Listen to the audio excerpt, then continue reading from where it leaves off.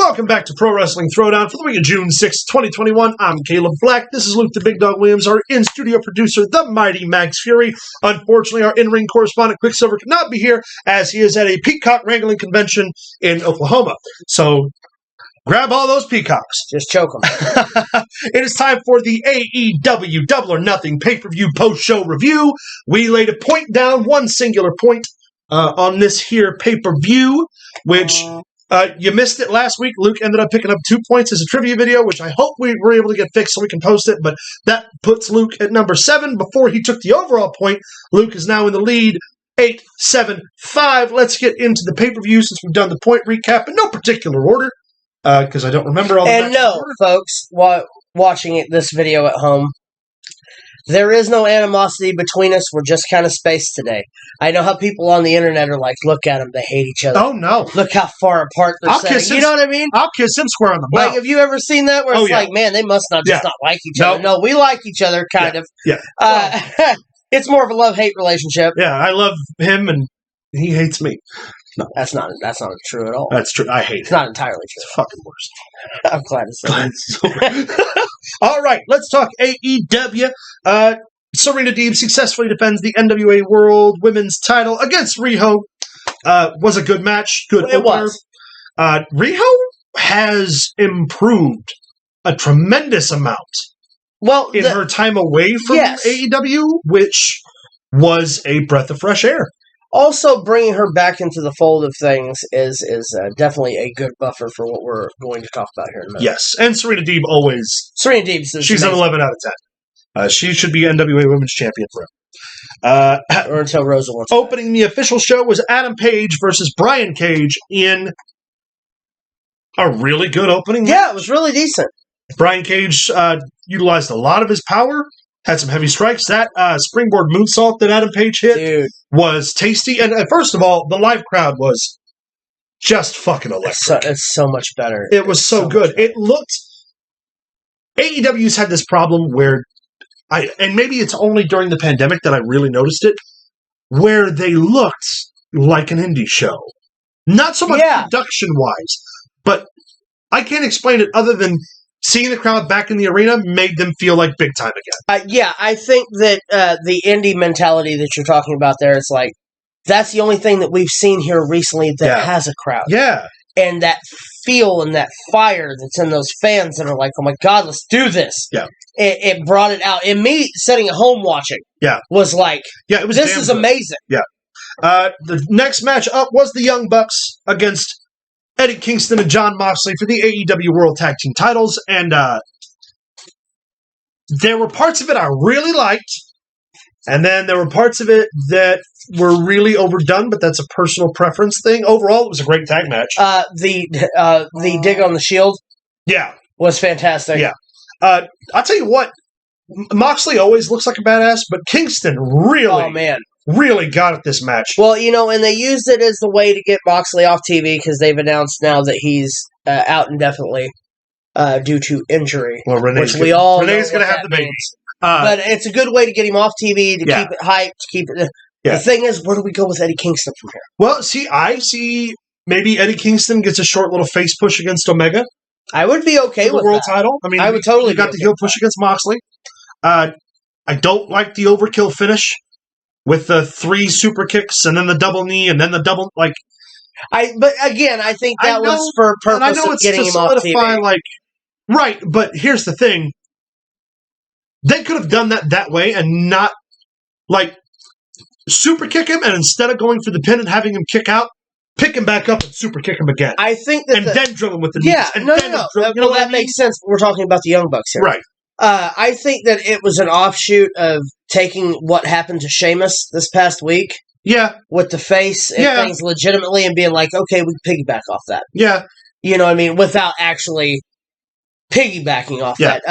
With the Young Bucks, you're going to get the outlandish finishes regardless of who they're wrestling. Even FTR went through the goofy finish when they wrestled the boys earlier too. Yeah. That's just how they work. Unfortunately, that sucks because purists, I love spots. I love high spots. And I love traditional tag team wrestling. When they make sense. When they make sense. When they make sense. Yeah. I didn't like...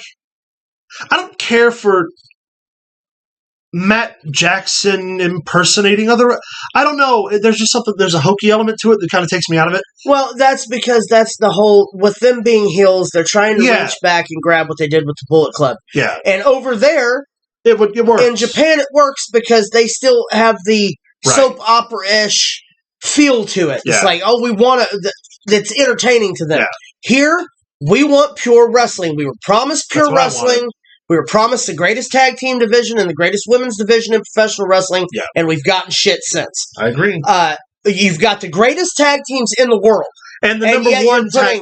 You've got the number one tag team in the world who hasn't wrestled a tag team match on their television since February. Yeah. And yet you take Moxley and you take Kingston. Don't get me wrong, they were a tag team originally, but that's not the point. You take two of your single guys, when you have all this talented tag teams in the back...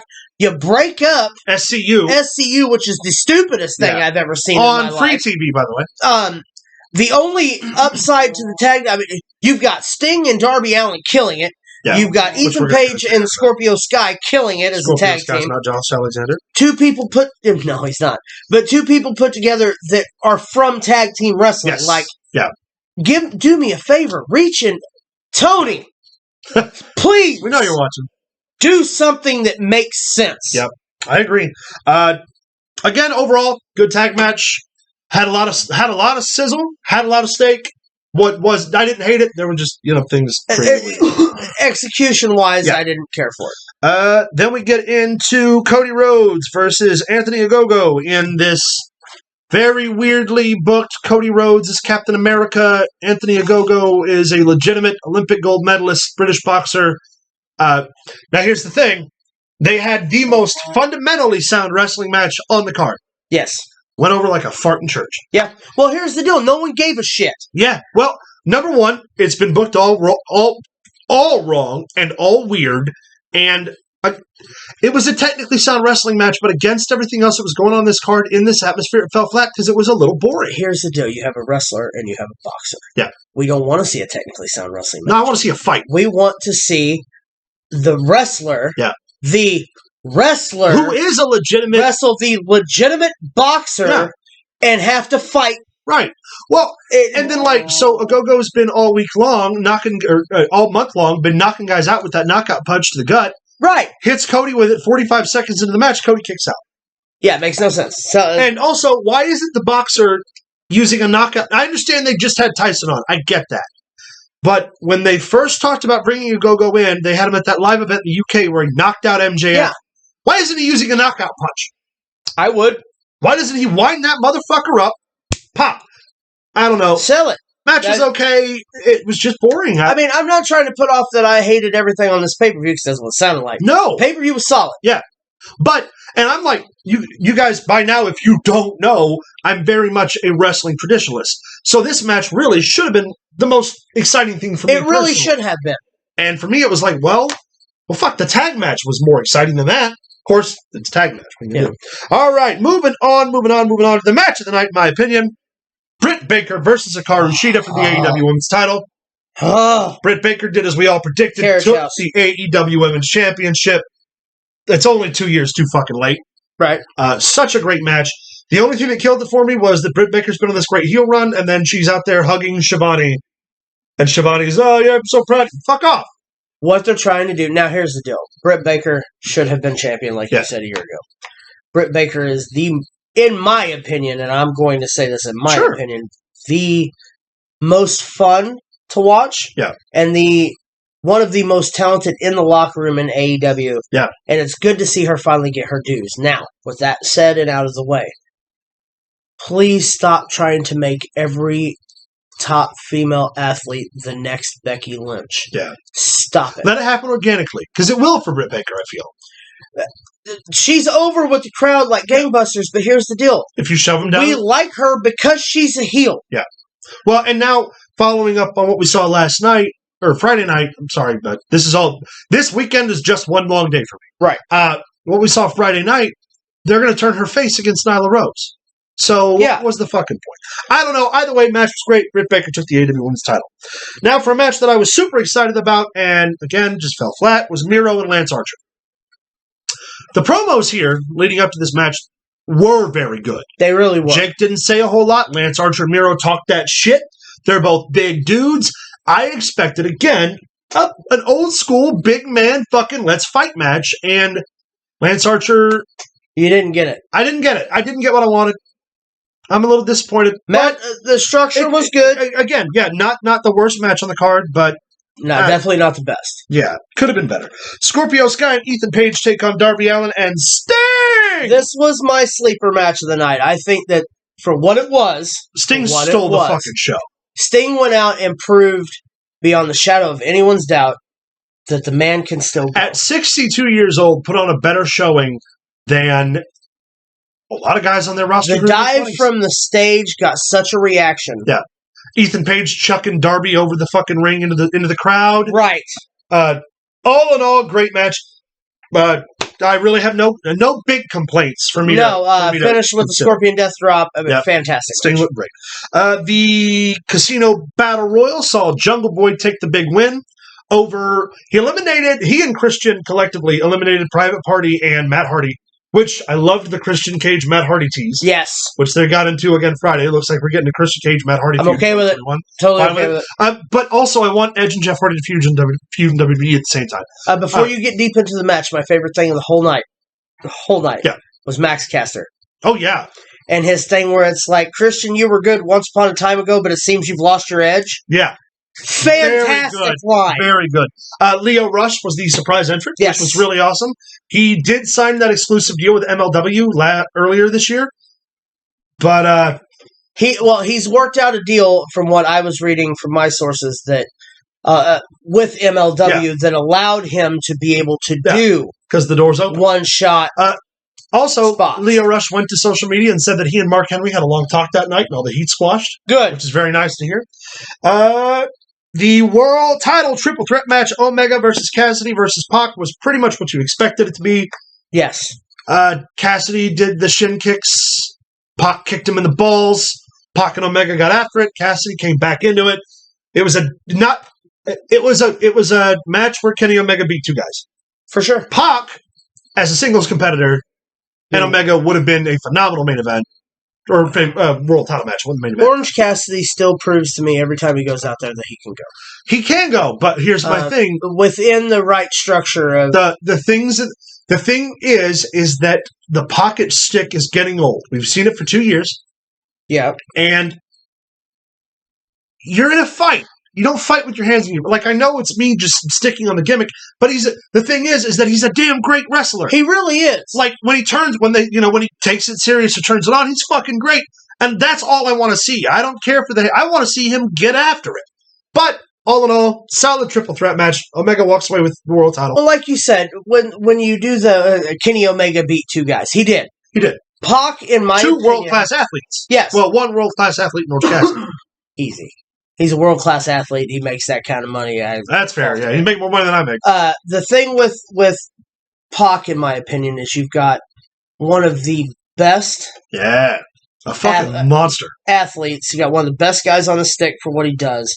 You got one of the best high flyers and ground guys. Yeah. In professional wrestling. You don't look like you can't fight. You're wasting it. Agreed.